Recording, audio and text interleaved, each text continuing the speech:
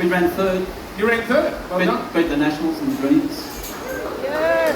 There you go. Who here has previously given a vote or even a preference to Legalise Cannabis parties? Yeah, look at it. I love your shirt. I love your hat. Let's get into it. Why have we still not legalised cannabis at this stage in Australia? That's a great question, isn't it? Yeah. We're up to the why not stage now. I don't understand from a money point of view. Like everyone talks about the government being greedy. There's money in this. Why haven't they jumped on it? There's big savings in law enforcement and there's big revenue in tax. There's hundreds of millions of dollars per state per year just going wanting. So what do you think is the major thing holding us up at this point? Are we just too conservative? I think there's a little bit of which way is the political wind going to blow?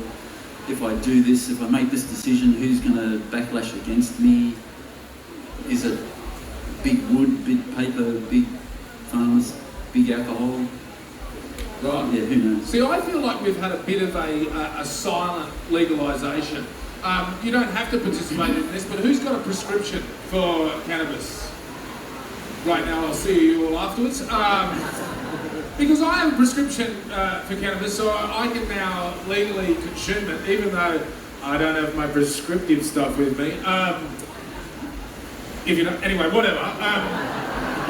It's fairly easy to get, and I think that's good, right? But we've had this sort of silence. No one's really talked about it since 2017. We've had these various different ways of being able to get legal cannabis. It's still quite prohibitively priced. So we have that. It's quite easy to access now. For some, and that's probably one of the biggest social justice issues involved in this is there is this misconception generally in the public that, oh, it's legal now, but it's only this much legal, which means like most of the people that I've met in the last couple of years have been involved are people who can't afford to access legal cannabis and are self-medicating. Like, there's this whole stigma that everyone thinks that everyone's just sitting around on couches eating Cheetos and getting stoned. The vast majority of people I've met in the last 2 years are using cannabis to make their life better. Not to get high, to improve their life. And that's like you say, it's pretty easy to access. It's easy to access at Woodford. Easier. Yeah. Easy, yeah. It's pretty easy to access in my backyard.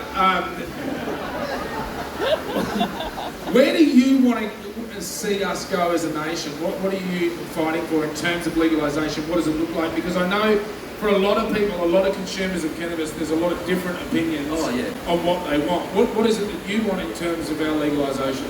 I think I'm probably in a good position to look at it because I haven't been able to consume cannabis for a very long time. So I really haven't used any cannabis since I was 25. And why is that? Well, partly I just sort of moved away from it. And then I moved into a safety critical industry, which meant that I could be tested. Right. And I moved out of that industry. I'm actually a qualified Legalise naturopath as well. So I probably could have got back into it during that period of time, but it just wasn't part of our life. We had 6 kids between us and it was a pretty hectic period. But I've always been pro, this shouldn't be illegal. Yeah. You know, and a lot of the stuff that I've heard about it affecting youth and intelligence and that, I don't see any evidence of that because most of the guys I knew when I was growing up who were stoners are really highly successful adults. Right. So that whole, all those arguments didn't seem to line up. I would say this while we have the moment, that a lot of times cannabis gets called a gateway drug to all the other bad drugs. The only gateway drug is unresolved trauma. Yeah, that's absolutely true. People will find what they have to do to deal with that trauma. And the people who drink too much, who eat too much, correct. who drive too fast, a lot of these addictions that people have, it's just self-medicating to numb a pain from something else. And even if it's, we have a really embracing society for alcohol. Yeah. And my main source of income comes from driving huge freight trains in the Hunter Valley. So we get urine tested randomly, any trace of THC, you're out on your ass. Right. I don't want to play devil's advocate, but not all stoners grow up to be successful. There are examples. there are examples. I'm doing all right. I'm hosting the morning show at Woodford. Thank you. But that view I've got is that I don't have a personal agenda, and what you find that a lot of people have their knowledge of cannabis and what they need it for drives what they see as the model of legalisation. If you look around the world, there's some really successful models and there's some really models, and we've got the opportunity now, 15 years into this. Like if we were the first constituency in the world to be considering legalisation of cannabis, I could understand the hesitancy and the thorough research on this stuff, but that time's passed. Yeah.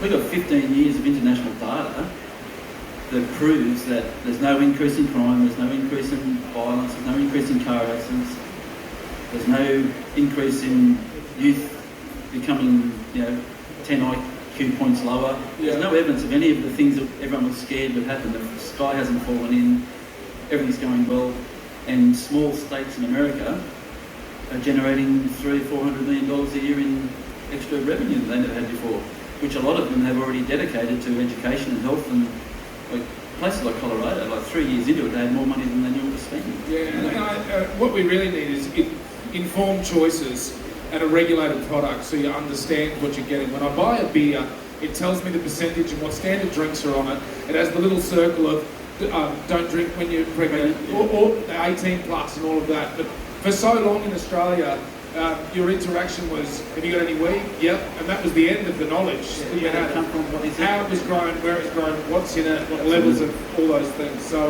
and I'd like to see that. And like at the moment, because we've got upper house members in Western Australia, Victoria and New South Wales now, with a party that by name is only a couple of years old. And we've got nearly 10,000 members.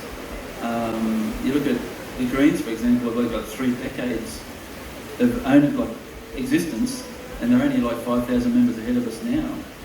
So you can see there's this real ground movement to get something happening. Like we had 22% of the people in the electorate I stood for put something on their vote card for us. 1 in 5, it's huge. Well, good work, and thank you, Andrew, for your time and talking to us today. Keep fighting the good fight. Ladies and gentlemen, Andrew Fenwick! One more thing. One more thing. Happy New Year, everyone. And if you see us around the festival, there's a little QR code here that you can scan to join the party, or I can give you a little card. Oh, that's a free breakfast. Just waiting to see the bag. So you can come and grab one of these. It's got a QR code. You can join the party, and then you can take that and share it around with your friends so they can join. It's a really strong message at the moment that if we can grow this party in numbers, that sends a big message to the major parties that this is something that people want changing. So have a great festival and Happy New Year. Good on you, Andrew. Thank you very much. Cheers. Andrew Fenwick, ladies and gentlemen.